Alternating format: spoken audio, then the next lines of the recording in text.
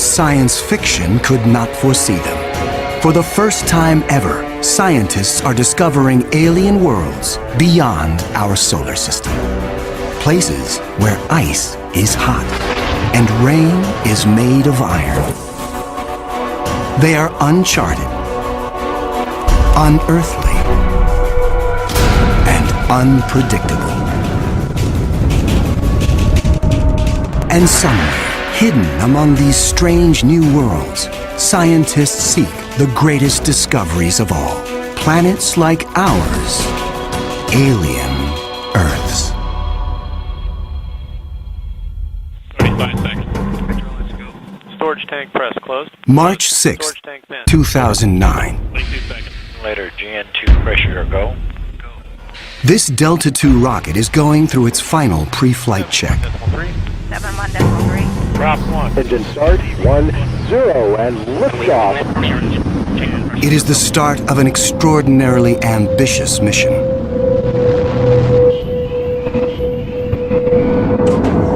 The Kepler Space Observatory is hunting for planets like Earth within a region of 100,000 stars.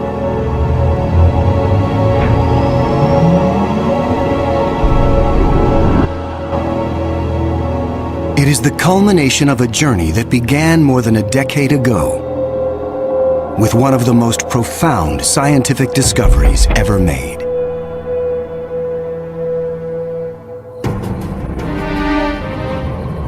(1995). Swiss astronomer Michel Mayor and his team make a routine observation of stars in the constellation Pegasus, located 50 light-years away.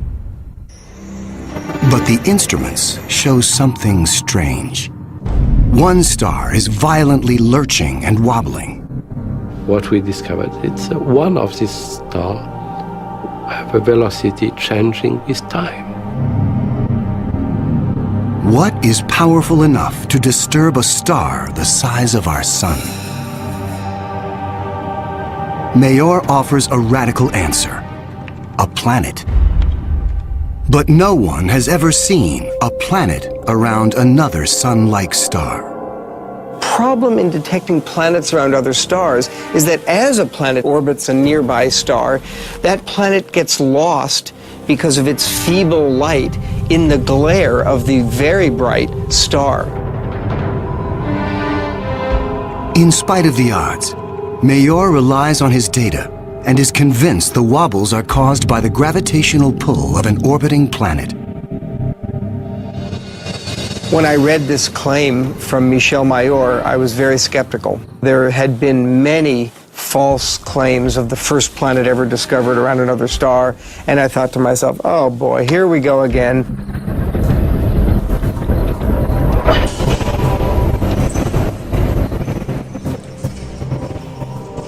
So I decided to observe the star on 4 consecutive nights. And stunningly, the star was shown to wobble exactly as Michel Mayor had said. Michel Mayor and his teammate Didier Queloz announced their discovery. It rocks the scientific community. They had found for the first time reproducible, confirmable evidence of the existence of a planet around a sun-like star.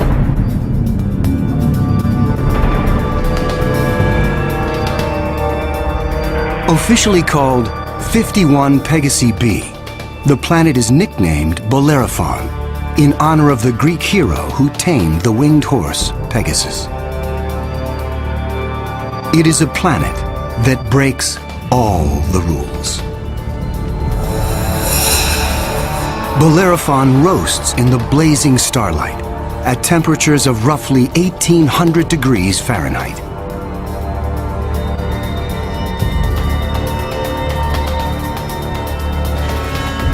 It is nearly 150 times more massive than Earth and is a gas giant like Jupiter. A gas giant is a planet made mostly of hydrogen and helium. Only the outer layers are gas, but inside, hydrogen and helium is compressed to huge pressures. It doesn't resemble a gas at all. Unlike anything found in our solar system, This is an entirely new class of planet, what scientists call a hot Jupiter. If you go to Hawaii and see the lava flow there, that's how hot a hot Jupiter is. It's very, very hot. The Earth is a comfortable 93 million miles away from the Sun. These hot Jupiters are roughly 100 times closer, and so the amount of sunlight that they get is 10,000 times larger. If this represents a star, and this a hot Jupiter is 3 to 4 stellar diameters away from the star. So that would be 1, 2, 3. This is how close a hot Jupiter would be to its star. Hot Jupiters are tidally locked. They present the same face to the star at all times, just like the moon does to Earth. It's going to be permanent daylight on one side and permanent nighttime on the back. If I were stuck on a hot Jupiter, I'd want to be on the back side and hope that some of the heat from the front side facing the star would make its way around the back.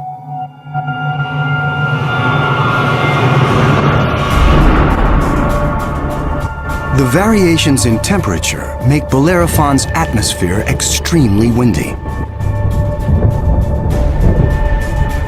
The wind howls at thousands of miles per hour, far beyond anything we could ever withstand.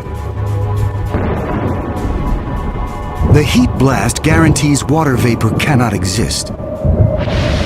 But that doesn't mean there is no rain. It's far too hot for water liquid clouds to form here. But instead, these clouds would be made out of iron. Iron vapor can exist at temperatures much higher than water. And because of that, things could get a little messy.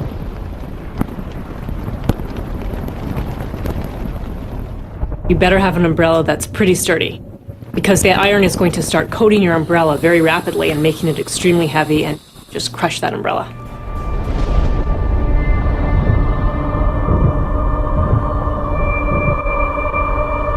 The sky overhead is filled with dancing curtains of color. Charged particles from the nearby star make auroras far more extreme than the northern lights on Earth. There is something even more unique about this newly discovered world. Bellerophon orbits its sun in a blistering 4.2 days. No self-respecting planet goes around a star in 4.2 days. None of the planets in our solar system take such a short amount of time. For scientists, the tiny orbit challenges long-held notions of how planets form. The fact that the planet was orbiting every 4 days was a total puzzle until one night in the middle of the night I woke up and said, well, this must be proof that planets migrate inwards. They don't stay put where they are. The key to the puzzle is found in how planets are made. Planets are a byproduct of star formation. When stars form, they have a disk of dust and debris around them, and out of that debris, planets form. Much of what we know comes from Hubble's Space Telescope, as it aims at regions like the Eagle Nebula. This interstellar cloud is studded with collapsing disks of dust and gas. A giant clump grows in the center of each disk. Temperatures reach a searing 18 million degrees. The same nuclear fusion that powers our sun is unleashed.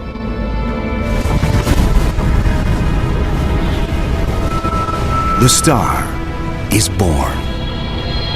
Radiation from the star generates a stellar wind that sweeps away leftover dust and debris. Some of the dust survives and remains in orbit around the newborn star. Over millions of years, the dust sticks together, forming knots that grow into asteroids, and the asteroids grow into planets.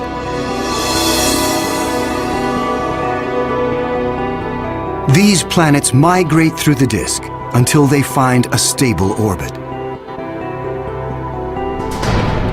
This is why Bellerophon is so close to its parent star. But one newly discovered world has found its stable orbit in a place no planet should ever go. 2001. Hubble Space Telescope is directed to an obscure star some 150 light-years away from Earth, in the constellation of Pegasus. This is the same region where Bellerophon was found 6 years earlier. Hubble is tracking another hot Jupiter, discovered by astronomer Jeff Marcy. But this one is different from Bellerophon. You've probably heard of the planet HD 209458b. It's a terrible name. A terrible name for a terrible place. HD 209458b has been dubbed by some as Osiris, after the Egyptian god of the dead. Osiris is over 200 times more massive than Earth. It has migrated perilously close to its sun, at a mere 4 million miles from the blazing solar surface. Osiris broils in a planetary hell. The average daily temperature on Osiris is over 2,000 degrees. Forget global warming. This is global frying, and it causes Osiris to lose an estimated 550,000 tons of air every second. There's a leak of gas, a steady stream of hydrogen and helium, and that's making a big, huge cloud all around the planet. Its atmosphere is bleeding into space. Scientists speculate that a colossal trail of gas spirals behind the planet for thousands of miles. Osiris presents an unprecedented opportunity for astronomers. Using Hubble, they analyze the alien planet's bloated atmosphere. This is the absolutely first time where we could tell what is the composition of the atmosphere of an extrasolar planet.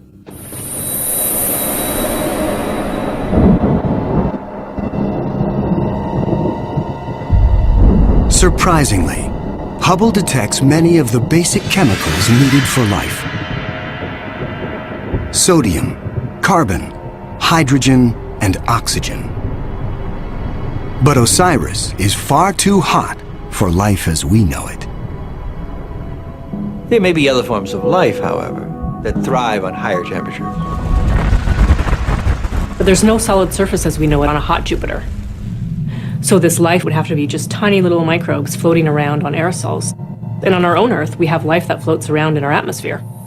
But that life didn't start there. So life almost certainly would not exist on hot Jupiters. Astronomers have discovered many hot Jupiters since Bellerophon was found in 1995.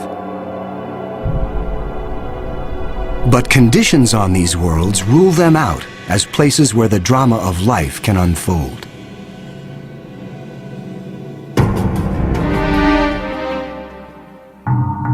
One of these gas giants is a planet that teases the rules of evolution.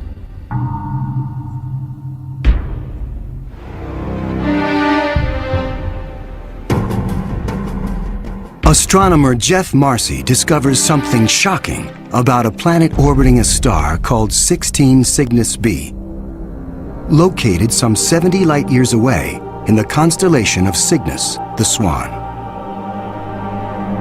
The planet was clearly in an elongated orbit, bringing the planet close to and then far from the host star. And this, of course, defied our expectations based on our own solar system, where all of the planets go around our sun in nearly circular orbits like phonograph grooves in a record. Like a giant yo-yo in space, the gas giant swings back and forth across its solar system, That is like the Earth swooping 25 million miles closer to the Sun, then slinging past Mars, all the way out towards Jupiter every year.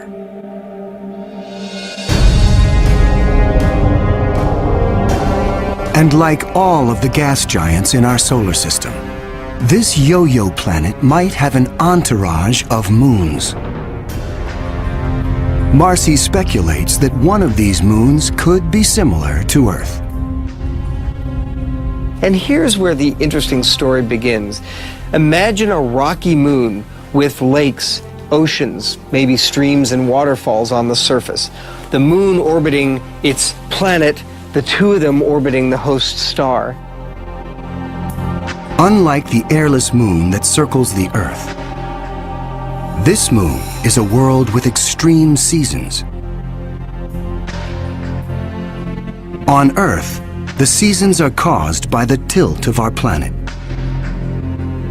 Here, they are caused by the elongated orbit.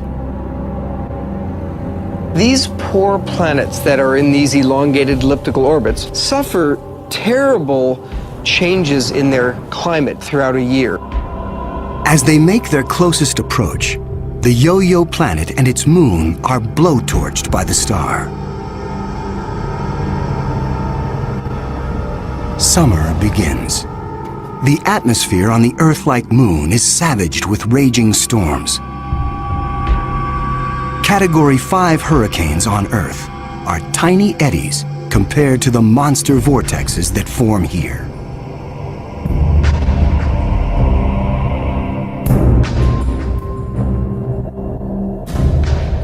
The clouds thicken as the water evaporates. Temperatures rise dramatically. Any water or gases would heat up, and indeed the oceans would boil into steam, so you'd end up with a big steam bath. During the peak of the summer, the entire moon is smothered in 800-degree temperatures.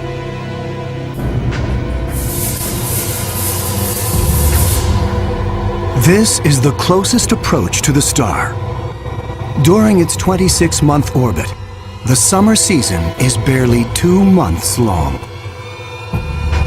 But what a season! The planet and its moon swing away from the furnace of the star. Temperatures fall to ranges we would find temperate and comfortable.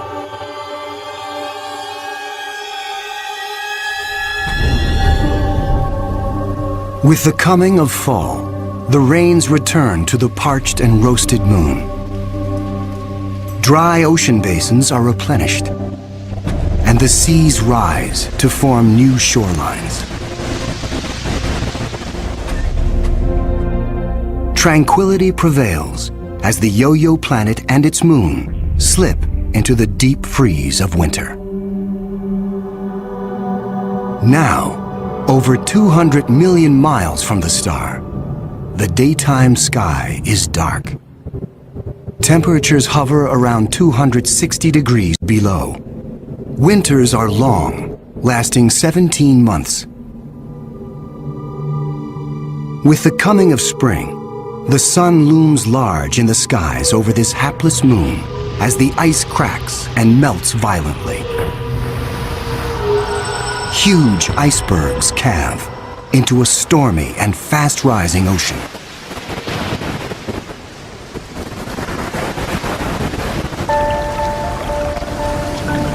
For 2 preciously short periods, during the spring thaw and the autumn rains, the climate on this Earth-like moon is balmy and comfortable.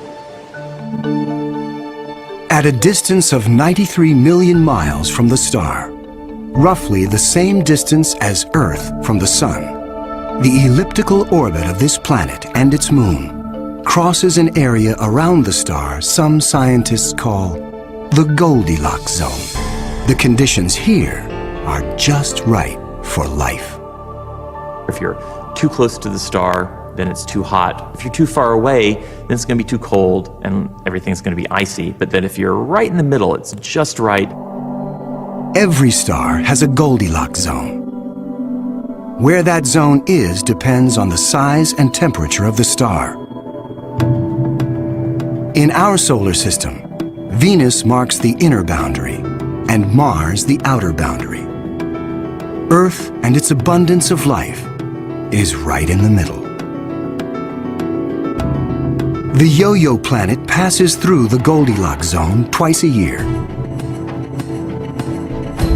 For 3.5 months during the spring as it races inbound, and again in the fall for 3.5 months as it hurtles back into the colder reaches of space. Could life survive the conditions outside the Goldilocks zone? There could be life forms that are smart enough to hibernate, as do animals on the Earth during the winter season.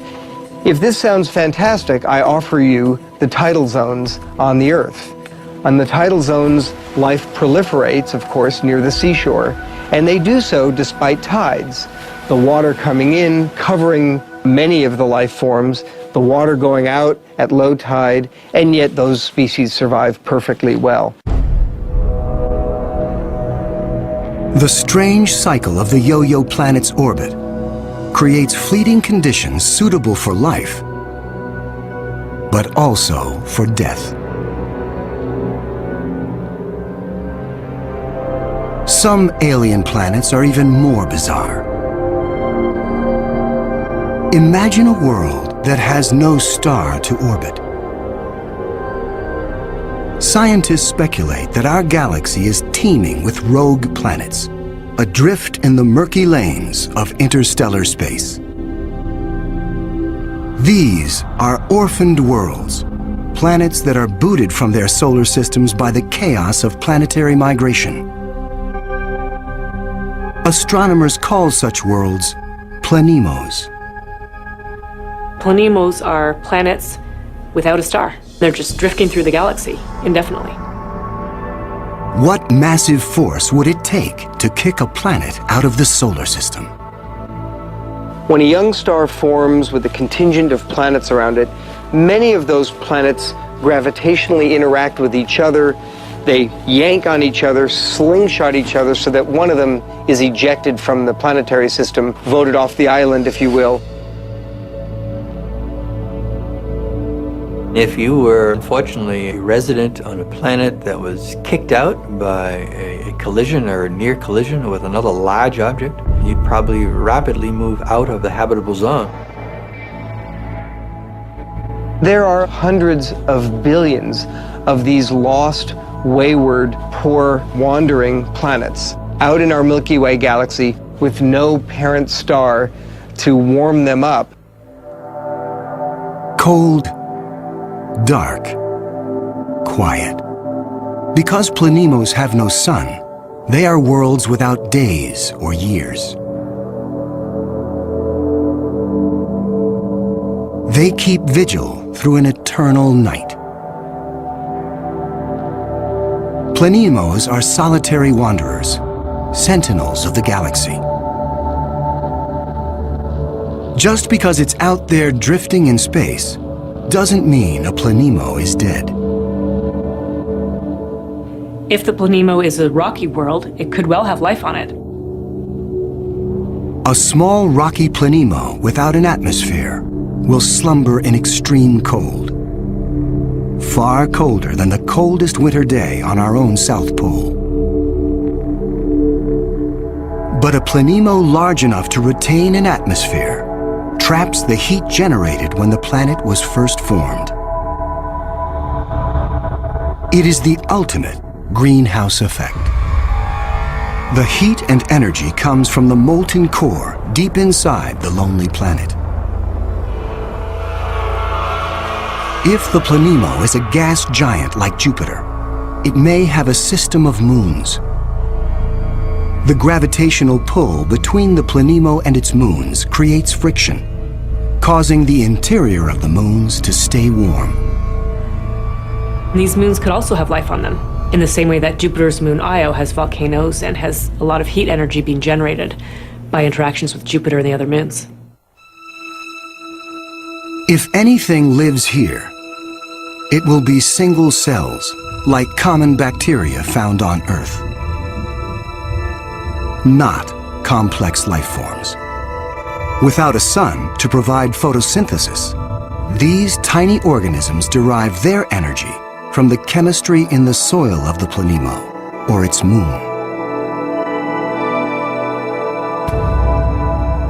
On Earth, there are similar conditions. Colonies of bacteria are found deep within mine shafts in South Africa. They have no access to oxygen nor light and survive entirely on the chemicals they make from the surrounding dirt. Their metabolisms are extremely slow, and they reproduce only once every 1,000 years. If life dwells on a sunless planemo, it could be organisms like them, marooned when their planet was young. While planemos slumber undisturbed, there are worse places to be in the universe. Like in the company of this lethal pulsar, some 980 light years from Earth, in the constellation of Virgo. From afar, a pulsar looks like a blinking light. But up close, pulsars machine gun their surroundings with deadly radiation. They are no place for planets. Yet something interferes with the precision of this pulsar. One explanation is that the anomaly is caused by a planet. But many astronomers are skeptical that planets orbiting a pulsar can exist. The reason that's a problem is because pulsars are formed in these incredible explosions. When a red giant star explodes, a titanic fireball known as a supernova unleashes as much energy in 1 minute as our sun generates in its lifetime. When a star goes supernova, the shockwave is so immense it's hard to imagine any planet surviving that. When the cosmic dust clears, all that remains is the crushed core of the red giant, pulsing in the heart of an expanding debris field.